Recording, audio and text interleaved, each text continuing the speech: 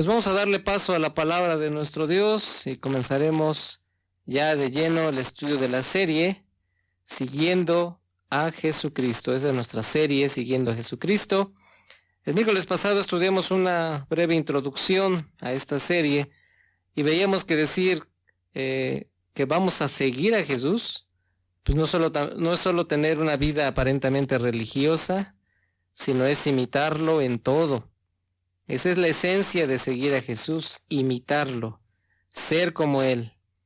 Nuestro deber es ser esas copias exactas de Jesús, ser las vivas imágenes de Cristo en esta vida, para testimonio a todos los que nos rodean, empezando principalmente con los de nuestra casa. Todos deben ver a Jesús a través de nosotros. Y el primer tema de esta serie que vamos a estar estudiando se titula Tomando la cruz cada día. Seguir a Jesucristo es tomar su cruz, tomar nuestra cruz cada día, seguirlo a Él.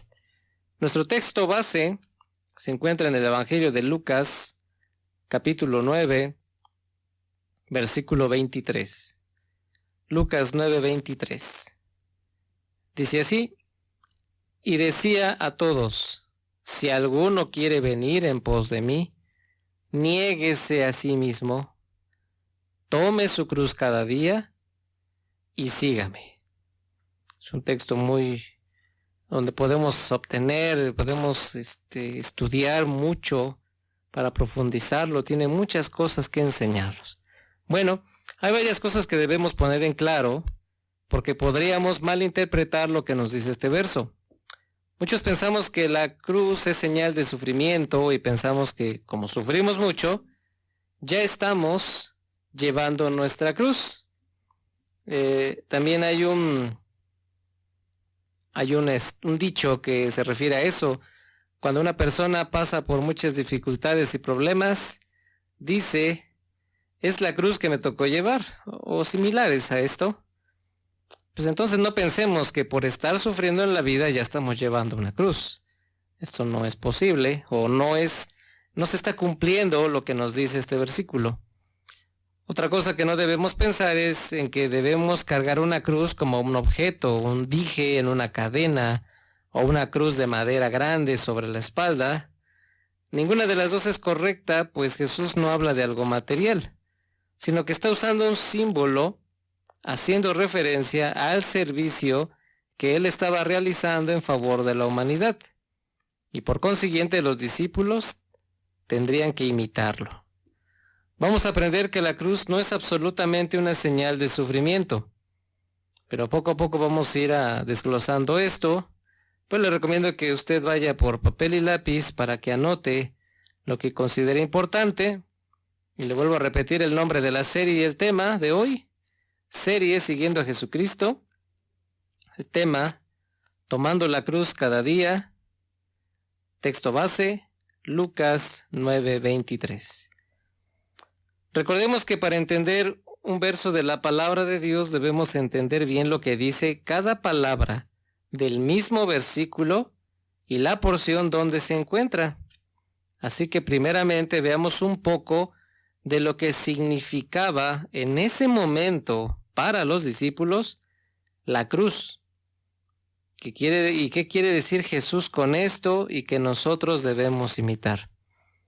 Entonces, pues vamos a conocer un poquito más de lo que significaba la cruz para los discípulos y para Jesús en ese momento, ya que Jesús aún no había sido crucificado. Aunque en el verso anterior leemos lo siguiente, en Lucas 9:22, un versículo anterior, dice así, y diciendo, es necesario que el Hijo del Hombre padezca muchas cosas y sea desechado por los ancianos, por los principales sacerdotes y por los escribas, y que sea muerto y resucite al tercer día. Los discípulos no entendían completamente lo que quería decir Jesús. Es más, no podían imaginarse ver a Jesús muerto. Se lo imaginaban quizás entrando victorioso a Jerusalén, derrotando a los romanos. Bueno, ese era el pensar de muchos respecto a la venida del Mesías, que los libertaría del poder romano, del imperio romano, y establecería su reino, y los judíos, la nación de Israel, volverían a ser la cumbre de todos los reinos. Pero Jesús no venía con esos propósitos, sino que venía a salvarnos de nuestros pecados y de la condenación eterna. Pensemos en la cruz. Vamos a tener unos puntos acerca de lo que podría significar la cruz. Quizás usted pueda decir, bueno, yo siento que hay más puntos y eso es algo muy bueno. No con esto queremos decir que ya esto es todo, no. Usted puede encontrar más o puede abundar más en los puntos que vamos a mencionar. Lo puede hacer con toda libertad, conforme a la revelación del Espíritu Santo. Vamos a pensar un poco en la cruz de manera secular. Los discípulos sí conocían qué era la cruz, pues el Imperio Romano tenía como medio máximo de pena de muerte la crucifixión. Vamos a leer unos versículos en el libro de los Hechos, capítulo 5, el libro de los Hechos, capítulo 5, versículos 36 y 37. Y nos dice de la siguiente manera: porque antes de estos días se levantó Teudas, diciendo que era alguien. A este se unió un número como de 400 hombres. Pero él fue muerto, y todos los que le obedecían fueron dispersados y reducidos a nada. Después de este se levantó Judas el Galileo, en los días del censo, y llevó en pos de sí a mucho pueblo. Pereció también él, y todos los que le obedecían fueron dispersados. Estos dos eventos sucedieron antes de la muerte de Jesús. En esos tiempos hubo muchos crucificados. Todos los judíos sabían qué era morir crucificado. Esta forma de morir era la manera más dolorosa, vergonzosa de morir que utilizaban los romanos. Otras culturas y pueblos quizás tenían otras maneras. Por ejemplo, en la historia de México se nos dice que Cortés le quemó los pies a Cuauhtémoc hasta la muerte. Para los romanos era la crucifixión, algo que ellos perfeccionaron, pues no fue su invención, sino que desde tiempos más antiguos ya se practicaba. Tratemos de imaginar la reacción de los discípulos cuando Jesús les dice que deben tomar su cruz, teniendo presente lo que comentamos. O sea, ellos luego pensaron en la crucifixión, en lo que les pasaba a las personas que eran crucificadas, y teniendo esto como introducción, vamos a ver qué significados de la cruz podemos aprender. Y que Jesús nos dice que debemos seguirlo. Y dicho ya concretamente, imitarlo. Primeramente vamos a ver este punto. La cruz, la más grande prueba de lealtad. Como mencionamos anteriormente, muchos fueron los crucificados en el tiempo del Imperio Romano. Muchos criminales, pero también muchos que tenían ideales de libertad, como un grupo que era llamado los celotes, que querían librar al pueblo de Israel del yugo romano. Pero llegar hasta la crucifixión implicaba que ellos no estaban dispuestos a negar lo que habían hecho. La cruz era la cumbre del sostenimiento de sus ideales. Era demostrar que preferían morir que seguir esclavizados o rendirle su lealtad a un rey que ellos desconocían. Sabían lo que implicaba ser crucificados. Sabían del dolor, la larga agonía por la que tendrían que pasar, pero aún así no estaban dispuestos a ceder, sabiendo que sus ideales les costaría la muerte. Vamos a leer un versículo en el Evangelio de Marcos, capítulo 13, versículo 9. Marcos 13:9 dice así: pero mirad por vosotros mismos, porque os entregarán a los concilios, y en las sinagogas os azotarán, y delante de gobernadores y de reyes os llevarán por causa de mí, para testimonio a ellos. Quiero hacerle una pregunta, estimado hermano. ¿Hasta qué grado estarían los discípulos de sostener su fe en Jesús? Y esa misma pregunta a usted: ¿hasta qué grado estaría usted ¿estaría yo dispuesto a sostener mi fe, su fe, usted hermano, en Jesucristo? Jesús les dice, los van a azotar, les van a hacer muchas cosas para torturarlos por causa de su fe en mí, dijera el Señor Jesucristo. Dice Mateo 24:9 dice así: entonces os entregarán a tribulación y os matarán y seréis aborrecidos de todas las gentes por causa de mi nombre. Jesús les dice que debían tomar su cruz, debían mantenerse fieles, aunque esa fidelidad los llevara a la muerte. La cruz sería para muchos la más grande prueba de cuánto eran fieles a su Señor. Serían confrontados contra una religión y se les obligaría a renunciar a su creencia para rendirle culto al César, y si no lo hacían, lo que les esperaba era la muerte. Es ahí donde se demostraría quiénes eran fieles a Jesús y quiénes solo le siguieron por motivos diferentes a la fe. Aunque años después la manera de matar a los cristianos fue cambiando, la cruz fue en un principio el instrumento de muerte donde los cristianos serían probados. Sería probada su lealtad. Y Jesús nos dice a usted y a mí, toma tu cruz y sígueme. En la actualidad tendremos muchas maneras, diferentes quizás, donde será probada nuestra lealtad, nuestra fidelidad al Señor. Pero obviamente no será una cruz o un instrumento de tormento, no en esta actualidad. Pero ¿sabe qué? Todo lo contrario. Será con algo cómodo, placentero, que le haga sentir bien, que le resulten beneficios económicos, que le sea muy útil o muy necesario y muchas otras cosas. Y también tendremos que escoger entre esas cosas y Cristo. ¿Cuántos cristianos cuando había reuniones dejaron de asistir por hacer algo que les resultaba placentero? Imagine un cristiano que dejara de reunirse por ver un partido de fútbol, o por ir a dar un paseo, por un viaje de placer y otras cosas más. ¿Cuántos demostramos que nuestra lealtad, fidelidad, no es más que basura? Si hoy se alzara una persecución contra los cristianos, ¿cuántos cobardemente le daríamos la espalda a Jesús? Si por cosas cómodas hacemos eso, seguro que no confesaríamos a Jesús en medio de la persecución. Entendamos plenamente el precio de seguir a Jesús, y muchos en la actualidad no lo siguen, porque no toman su cruz, no muestran fidelidad a Jesús en ningún lado, delante de sus amigos, en el trabajo, en la escuela.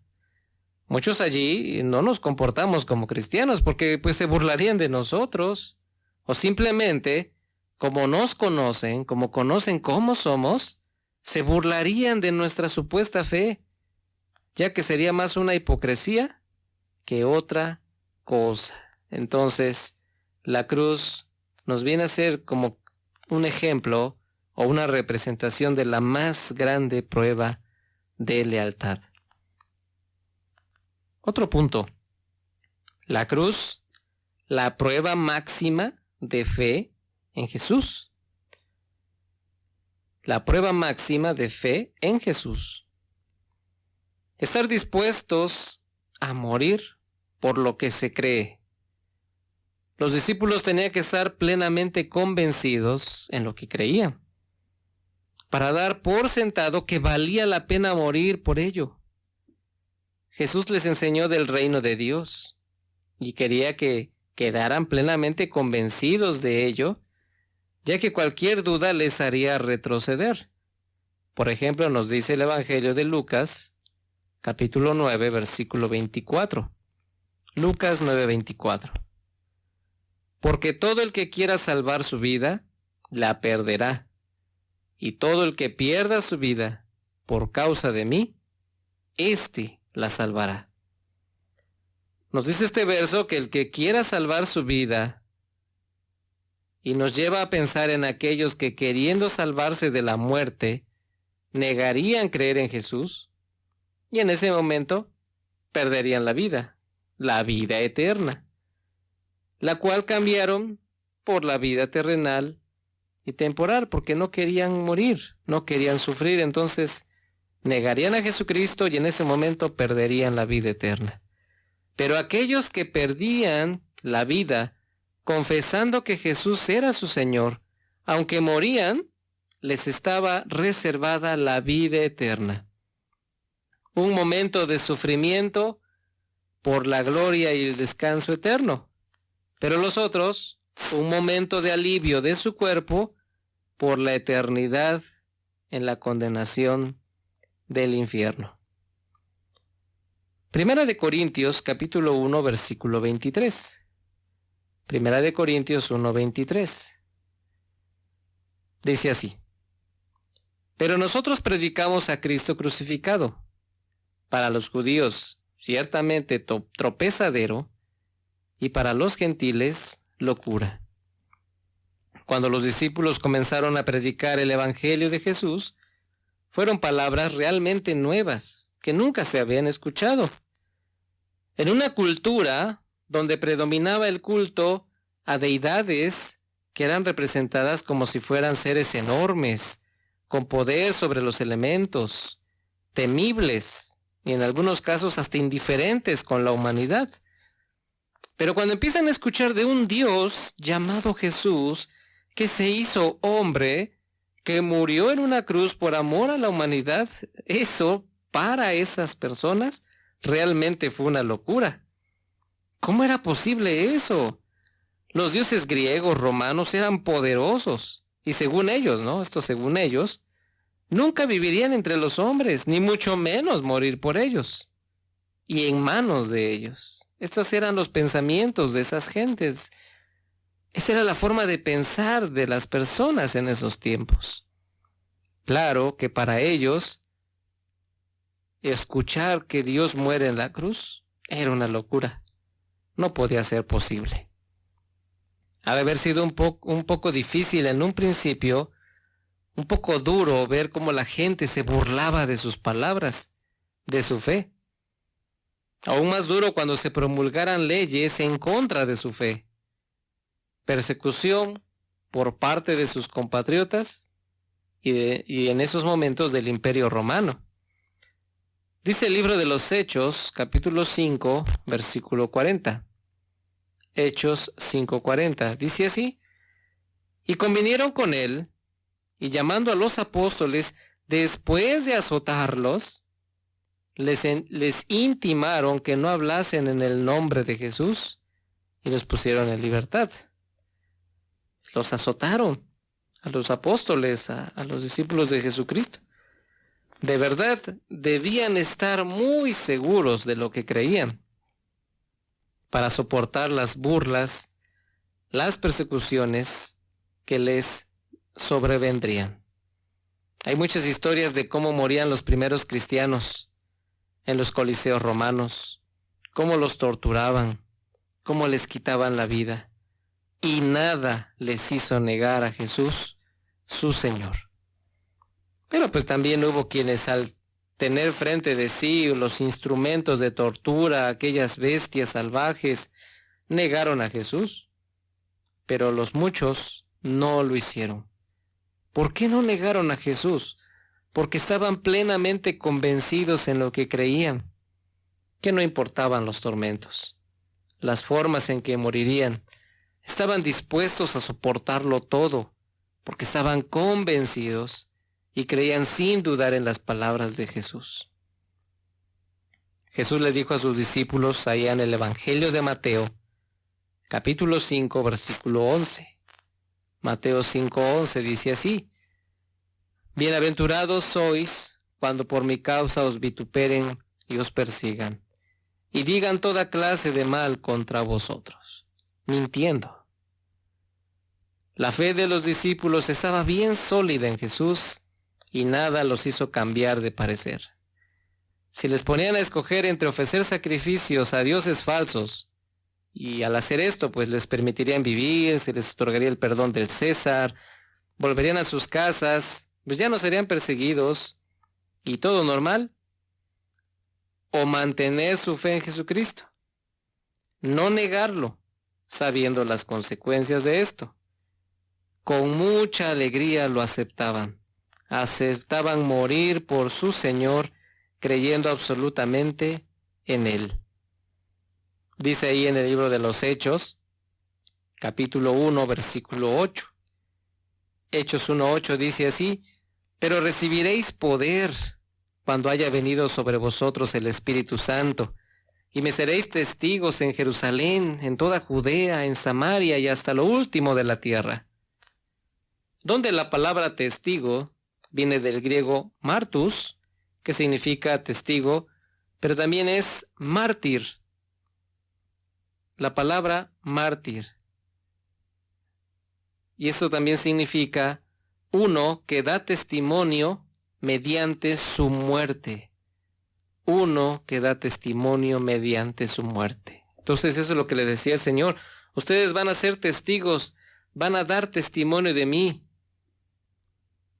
hasta que den la vida, hasta la muerte. De aquellos que dan testimonio de Cristo hasta la muerte. Tomar la cruz nos dice que no importa lo que pase, siempre debemos confiar en el Señor, pero esa fe será probada y en los momentos más difíciles es donde se manifestará si lo que tenemos es fe auténtica o solo algo emocional. Todo el que tenga una fe emocional o que dice que recibió a Jesús como su Señor, pero fue en base a sus emociones, no soportará la persecución, no soportará las burlas de sus amigos, el rechazo de su familia y muchas cosas más. No logrará sostenerse y abandonará la fe. Pero el que tiene su fe en Jesús, toma su cruz, diciendo a su Señor: no te negaré. Mateo 10:33 nos dice, Mateo 10:33, y a cualquiera que me niegue delante de los hombres, yo también le negaré delante de mi Padre que está en los cielos. La cruz, la prueba máxima de fe en Cristo. Vamos a ver otro punto. La cruz, el sufrimiento por Cristo. La cruz, el sufrimiento por Cristo. Pues sí, la cruz significa también sufrimiento, que está implícito en lo que ya hemos visto anteriormente.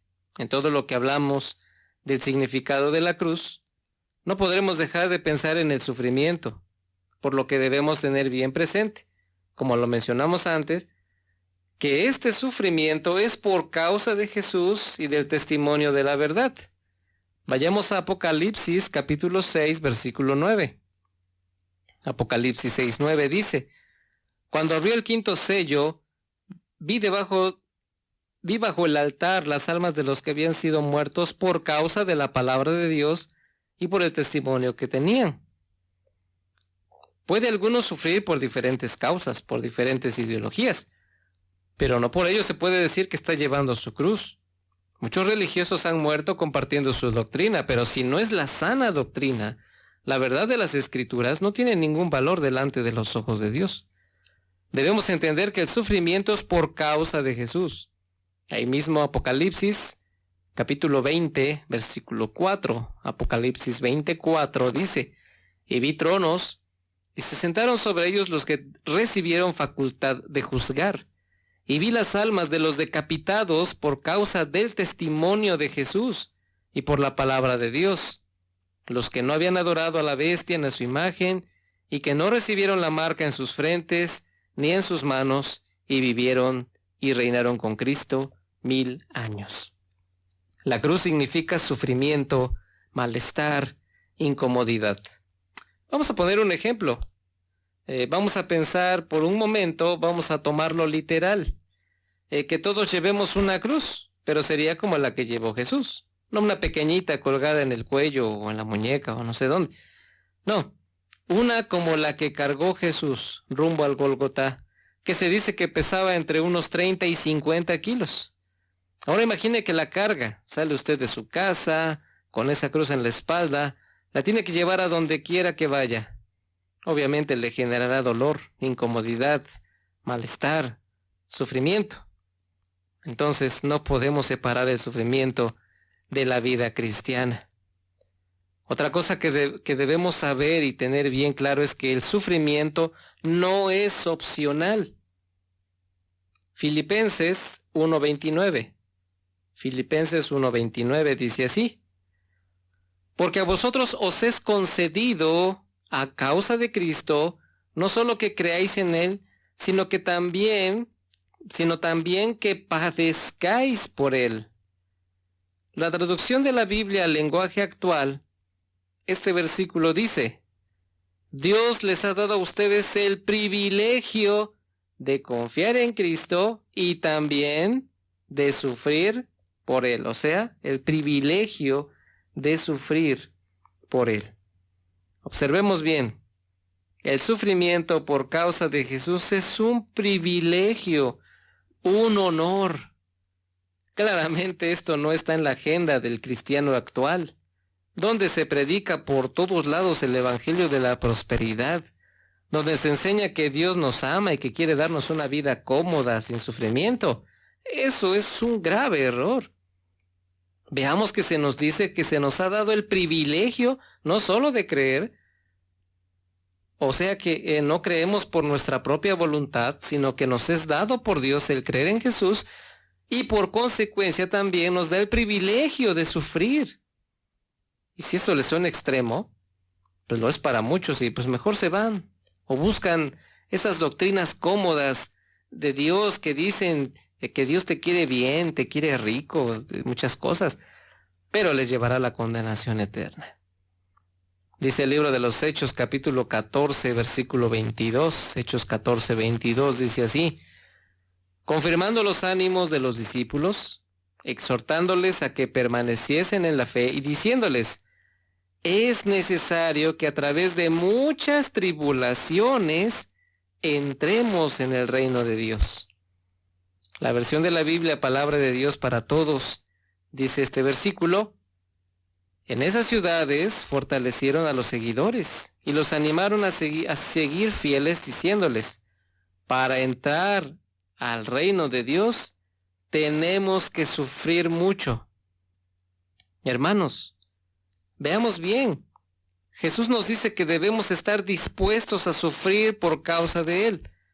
Nos dice: toma tu cruz cada día, porque si buscamos nuestra comodidad, ciertamente estamos en el camino equivocado. Muchas enseñanzas actuales que según son de Dios, nos alejan del sufrimiento y nos quieren llevar por un camino de comodidad hacia el reino de Dios, pero eso no es lo que nos enseña la palabra de verdad. Pero nos viene una pregunta: ¿por qué debemos sufrir? Y esto nos lleva al siguiente punto. Veamos el punto de que la cruz significa sufrimiento. Vamos a ver este punto, la cruz. Ir en contra de la corriente de este mundo. Nadar en un río a la dirección del agua es muy fácil. Hasta puede uno avanzar una buena distancia. No así contra la corriente. Requiere mayor fuerza, resistencia, y pues como a veces se dice, hay que saber nadar en contra de la corriente. Vamos a ver lo que nos dice Efesios capítulo 2, versículo 2. Efesios 2 dice así: en los cuales anduvisteis en otro tiempo, siguiendo la corriente de este mundo, conforme al príncipe de la potestad del aire, el espíritu que ahora opera en los hijos de desobediencia. Y aquí hay una palabra interesante: corriente. Esta palabra significa una edad o una era, pero no tiene que ver con su periodo de duración o un tiempo, sino que está relacionado, dice así el diccionario, que es un periodo marcado por características espirituales o morales. El sentido que tiene la palabra no es tanto el de la longitud misma de un periodo, de una vida, sino de que está marcado por características espirituales o morales. Te lo vamos a ver un poquito mejor. Desde la caída del hombre en el huerto del Edén, el hombre quedó separado de Dios y muerto espiritualmente. El pecado comenzó a manifestarse en el hombre de muchas formas: violencia, muerte, adulterio, fornicación, desvíos sexuales, blasfemias contra Dios, idolatría y muchas cosas más. La moralidad se vino abajo. Lo que Dios creó puro y santo, por causa del pecado, se fue corrompiendo. La espiritualidad también de la humanidad se fue corrompiendo. Vamos a leer unos versículos ahí en la carta de Pablo a los Romanos, capítulo 1, versículos 23 al 27. Los vamos a leer nada más de pasadita para tener la idea. 23 al 27 dice así, capítulo 1: y cambiaron la gloria del Dios incorruptible en semejanza de imagen de hombre corruptible, de aves, de cuadrúpedos y de reptiles. Por lo cual también Dios los entregó a la inmundicia y las concupiscencias de sus corazones, de modo que deshonraron entre sí sus propios cuerpos, ya que cambiaron la verdad de Dios por la mentira, honrando y dando culto a la criatura antes que al Creador, el cual es bendito por los siglos. Amén. Por esto Dios los entregó a pasiones vergonzosas, pues aún sus mujeres cambiaron el uso natural por el que es contra naturaleza. Y de igual modo también los hombres, dejando el uso natural de la mujer, se encendieron en su lascivia unos con otros, cometiendo hechos vergonzosos hombres con hombres, y recibiendo en sí mismos la retribución debida a su extravío. Vivimos en una sociedad que ha hecho grandes cambios en los aspectos morales y espirituales, que dicho sea de paso, no es diferente a lo largo de los años. Son las mismas características desde los tiempos de Noé hasta nuestros días. Las tendencias morales y espirituales de la humanidad no han cambiado. Siempre son en contra de las posiciones de Dios, de sus mandamientos y sus leyes. Aquí es donde empieza el sufrimiento de los hijos de Dios, porque pues leíamos ahí en Efesios, en los cuales anduvisteis en otro tiempo, pero ya no. Dice que seguíamos esa corriente, o sea, sin Cristo, pues compartíamos las mismas ideologías mundanas, o quizás simplemente no nos metíamos con nadie, no opinábamos ni en favor ni en contra de lo que pasaba en la sociedad, o hasta fuimos practicantes de hechos vergonzosos, como lo mencionaba ahí en Romanos que leíamos en el capítulo 1. Pero dice el verso de Efesios en los cuales anduvisteis, es decir, que el Hijo de Dios ya no anda conforme a esa corriente, ahora está en contra. Los hijos de Dios estamos en total desacuerdo con las disposiciones del hombre que atentan contra la palabra de Dios, en contra de la unión, estamos en contra de la unión hombres con hombres, mujeres con mujeres, porque Dios está en contra de eso. Estamos en contra del aborto porque Dios está en contra de eso. Estamos en contra del divorcio, del adulterio, de la fornicación, de que haya centros de vicio, de que se aprueben leyes para dar apertura al uso de drogas, de la ideología de género, absolutamente de todo lo que vaya en contra de las disposiciones de Dios. Estamos en contra del comportamiento obsceno, de las malas palabras, del robo, de la mentira y todo lo que sea y que ofenda a Dios. ¿Qué sucede si en una sociedad que aprueba, que consiente lo que Dios aborrece, los cristianos levantan su voz manifestando su rechazo a esas cosas? Claro, habrá persecución. Se sabe que en algunos países se aprueban leyes que dicen que si alguien habla en contra del movimiento LGTB, o se expresa mal de ellos diciendo que son prácticas antibíblicas en contra de la voluntad de Dios, esas personas que lo dicen deben ser encarceladas, sometidas a juicio. Ya está penalizado en algunos países todo esto. ¿Qué vamos a hacer los cristianos? ¿Vamos a ir conforme a la corriente?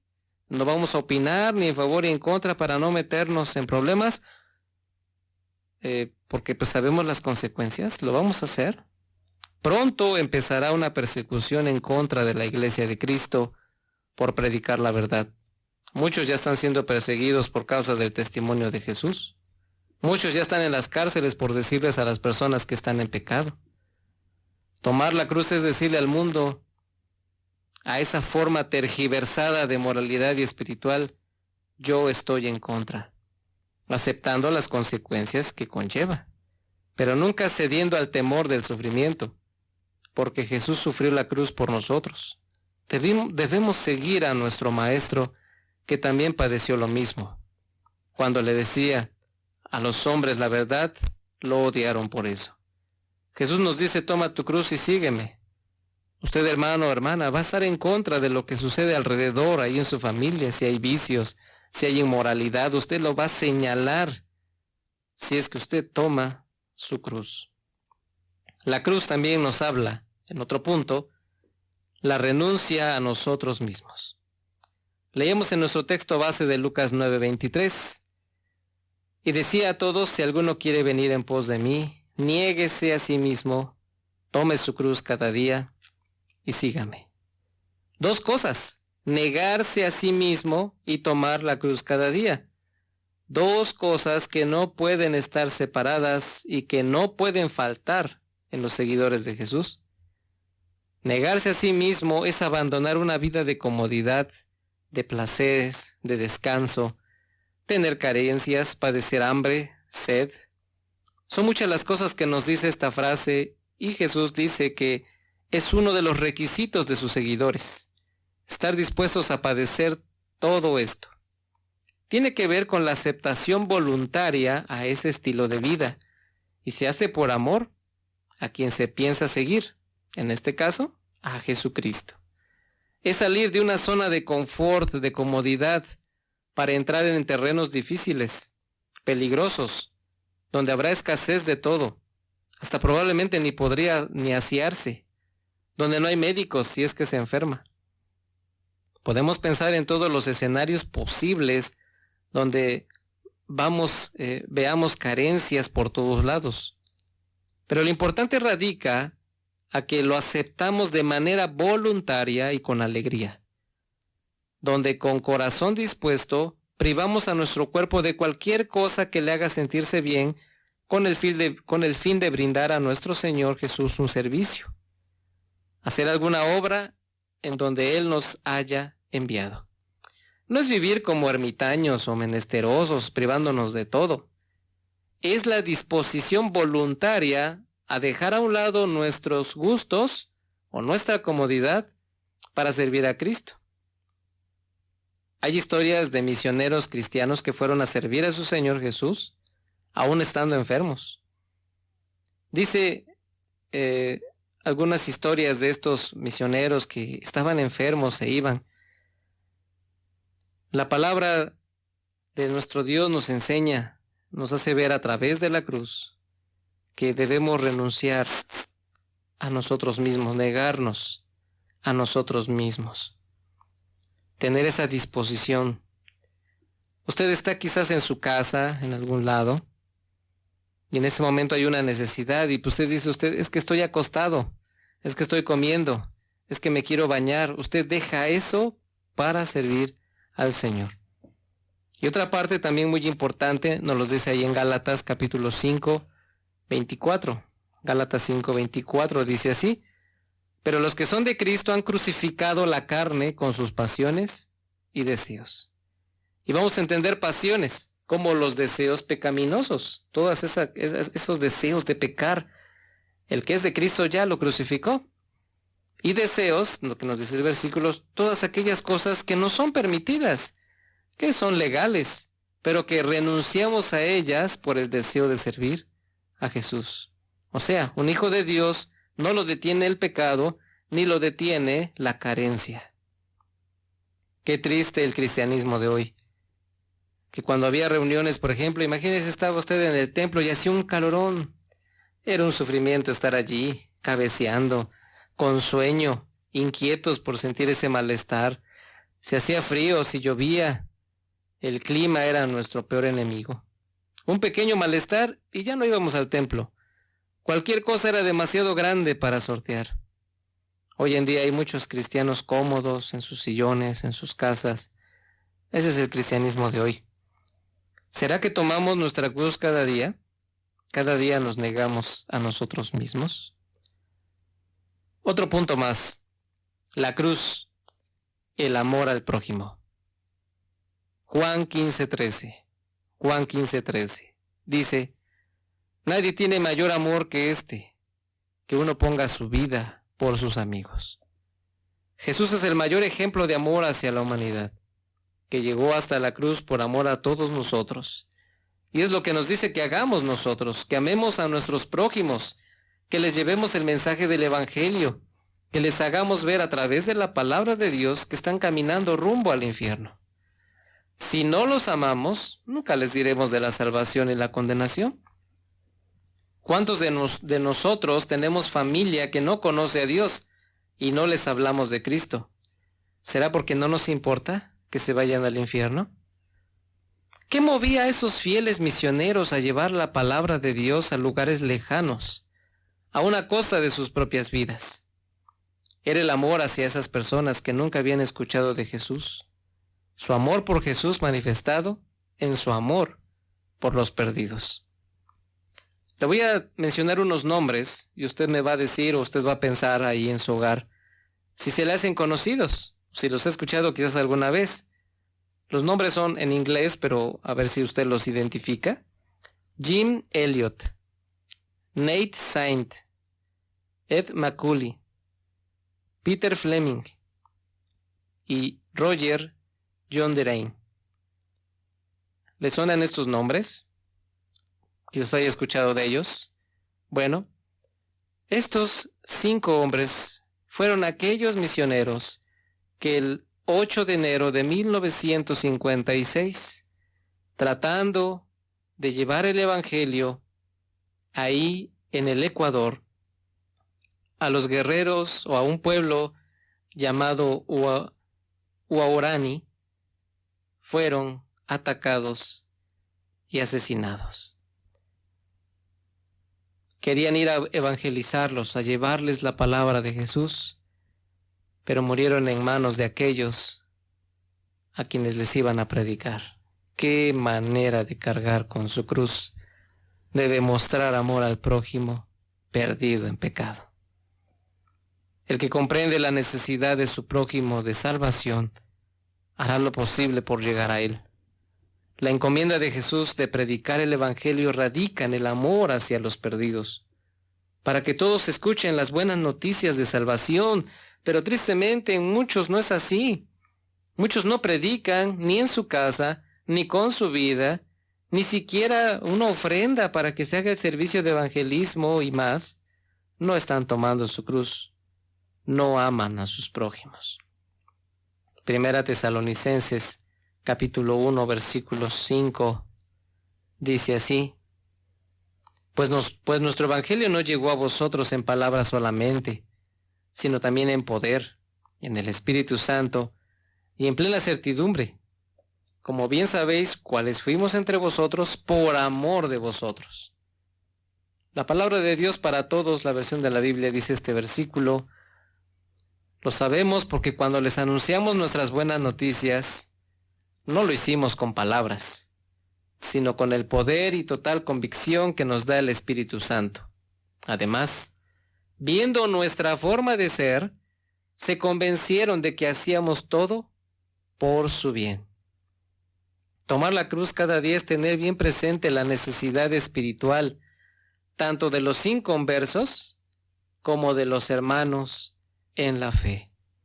¿Cuántos de nosotros hemos sabido de las necesidades de nuestros propios hermanos en la fe y no reaccionamos? Cuando un hermano está quizás en su casa y dice que si lo pueden visitar porque está mal, ¿cuántos estamos quizás en la casa haciendo algo y tenemos la oportunidad de ir, pero no lo hacemos porque pues no queremos salir, porque hace frío, porque hace calor, porque está lejos o porque está cerca? ¿Cuántos hemos abandonado a nuestros propios hermanos. ¿Qué decir de los que no conocen a Cristo? La cruz nos habla de ese amor que mostró Jesucristo.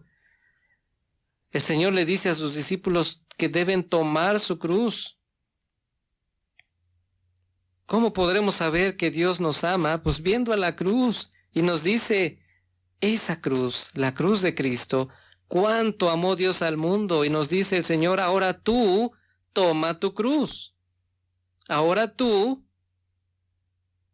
tienes que amar de la misma manera al mundo para predicarles el Evangelio. La necesidad de Jesucristo de predicar el Evangelio ahora es tu necesidad, hermano, hermana, mi necesidad de predicar el Evangelio. Y también de ayudar a los hermanos, los que están enfermos. Muchos nos conformamos con que nos dicen, pues oren por él, oren por ella, y pues decimos, bueno, voy a orar, pero no tenemos la más mínima intención de salir de nuestro estado de comodidad para visitarlos, para ir a su lecho de dolor y acompañarlos.